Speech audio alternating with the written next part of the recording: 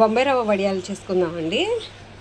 ఈ లోటాతో మనం ఈ ఒక లోటాతో రవ్వ తీసుకుంటే ఈ లోటాతోనే 10 లోటాల వాటర్ తీసుకోవాలి. దీని సాగరను సగ్గుబియ్యం తీసుకోవాలి. ఇదిగోండి ఇలా ఇలా వేసి చూస్తున్నాను. ఇదిగోండి ఆ వాటర్ వేసి సగ్గుబియ్యం వేసి దానికి సరిపడా ఉప్పు కొంచెం కరివేపాకు వేసుకుని మనం ఉడకబెట్టుకుంటున్నామండి. నీళ్ళని మరిగిస్తున్నాను. ఆ మరిగేలోపు కొంచెం సరిపడినంత అల్లం, పచ్చిమిరకాయలు, జీలకర్ర,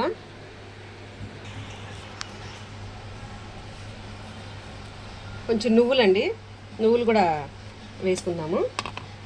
ఇంతే వడియాలు పట్టడానికి చాలా రుచికరంగా టేస్టీగా ఉంటాయి. దాన్ని మీకు చూపించాను కదా, పచ్చిమిరకాయలు, అల్లం, జీలకర్ర దాన్ని పేస్ట్ చేశాను. ఈ పేస్ట్ని ఆ నీళ్ళని మరిగిన నీళ్ళలో వేయడమే.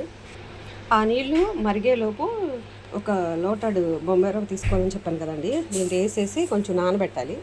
నానబెట్టిన తర్వాత అట్లా కలపాలి.